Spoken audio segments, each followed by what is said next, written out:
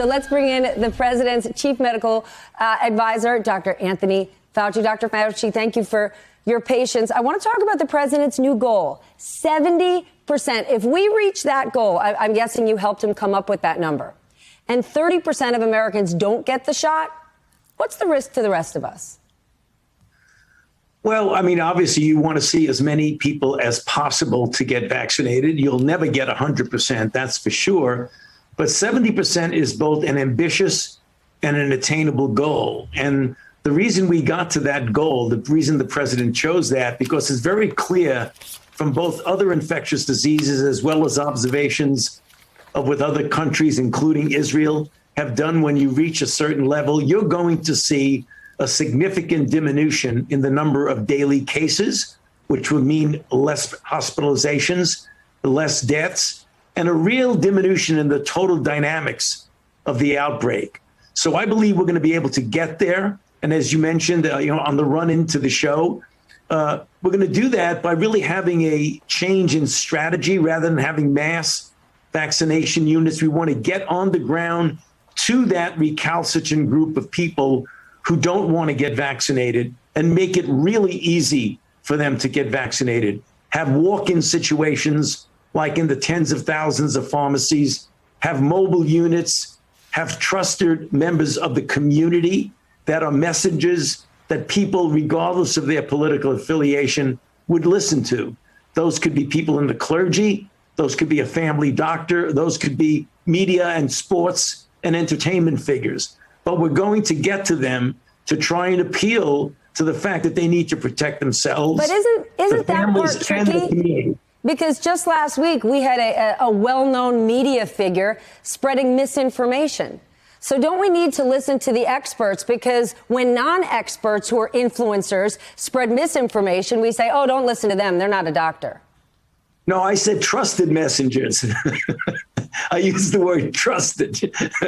You're talking about people who know what they're talking about. And in fact, there is a program that is called the COVID Community Core, which is literally thousands of these people where the CDC is providing real-time information to them, correct information about the dynamics of the outbreak, about the kinds of messages that need to be sent so that those people could effectively and accurately reach out to people who don't want to be vaccinated and try to get them to understand why it's important for themselves and what I would call their societal responsibility to the community. Because it's not only about protecting yourself, it's about interrupting the dynamics of the outbreak. And you do that by not allowing the virus to infect you, even if you don't get any symptoms at all.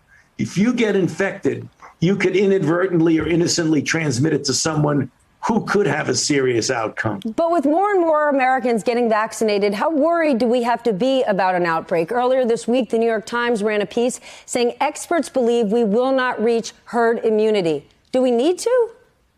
Yeah. Well, again, I've said it so many times over the past couple of weeks. We've got to get away from this elusive concept and elusive threshold. If you look at what herd immunity means, it means if you add up the people who are vaccinated and protected, the people who've been infected, recovered, and now have durable immunity, that when you get enough of those, and it's going to vary from disease to disease. Measles is different than COVID. COVID is different than polio. But the entire concept means you get so many people vaccinated, the virus has little opportunity to find someone who's vulnerable, even though there are vulnerable people in that herd. We don't know what that number is for coronavirus because we've never been through this experience before. So rather than people getting hung up on this elusive threshold number, why don't we focus on the end game? And the end game is to get as many people vaccinated as you possibly can, as quickly as you can. If you do that with all the unknowns that we have, the one thing we absolutely know as a fact is that the more people you get vaccinated, the lower and lower the number of infections are going to be in the community. That's an absolute given. Soon we may be able to vaccinate children, and parents are asking, Should they? It was obvious. Given the risk to senior citizens in the beginning, we should absolutely vaccinate them. But for parents who are now asking, should they vaccinate their kids? It might not be as obvious since the risk of kids getting very sick is much lower. What do you say to those parents on the fence? Well, it's a continuity of what I just told you a moment ago. It isn't only about yourself and protecting yourself. And by the way, it's absolutely correct. Statistically, children have a much lesser chance of getting a serious outcome. It isn't zero. We see plenty of children who get into serious trouble. But relatively speaking, the risk is lower. But you don't want them to be part of the chain of transmission. That's the point. It isn't only about you. It's about getting the level of infection in the community, because that child, again, even if they don't get any symptoms, may inadvertently and totally innocently infect someone else who might actually have a severe outcome. So if you really want to get control of the outbreak, you want to get as many people vaccinated as quickly as you can, no matter who they are. I want to stay on kids, and I want to share some summer camp guidelines that were put out by the CDC. They say that everyone has to wear masks at all times, even if you're vaccinated and even if you're outside. Campers also have to stay 3 feet apart. Campers and staff should be 6 feet apart, and you should not be sharing any toys or games. I know you said that those are conservative guidelines. Do you worry that the CDC is being too conservative? And if they don't ease up some of these logical restrictions, people are going to ignore them. I haven't even looked, but I'm quite sure that there are countless Facebook groups of moms saying, this is ridiculous. We already did everything. I'm not going to do anything anymore. No, you have a good point. I cannot reasonably argue against your point. They are conservative guidelines. The CDC will look at them, reevaluate them, because the feedback we're getting is exactly what you're saying. So you're absolutely right. That doesn't mean they're going to change them around completely, but they need to re-look at them because of the response, the reasonable response the community's having to them. I have to agree with you. Then can I ask you, as someone who is double vaccinated, when you go outside, when you go for a the do you wear a mask? No. Do you think the president is still wearing a mask? I actually think he might be double masking. Do you think he should change that behavior because it's sending a mixed message to people? We do follow the president's lead. Yeah, I know, but I think the president wants to just show, to be overly careful. I mean, but again, he's going to do what he's going to do. I don't think you should make that a negative thing because he's doing that. Not at all. Once the emergency authorization is lifted on the vaccine, should companies, businesses require the vaccine? A company cannot require you to do anything. You could, that's for sure.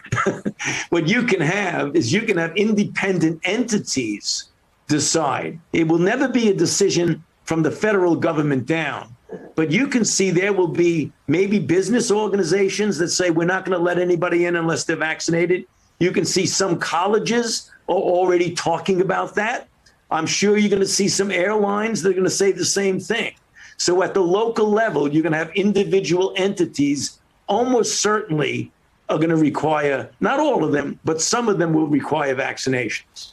I want to read something actually about you. The Washington Post wrote about a focus group on the vaccine messaging, and your name came up during the conversation. And one of the pollsters wrote about the findings and said this: the data have shown that, unfortunately, Dr. Fauci has been politicized, and we need different messengers because even the right messages coming from the wrong messengers aren't always helpful. I have to ask you, how does that make you feel? You have dedicated your whole professional life to working on infectious diseases, to working with the federal government for over 40 years, devoting yourself to science and protecting the American people. When you hear that quote, how do you feel?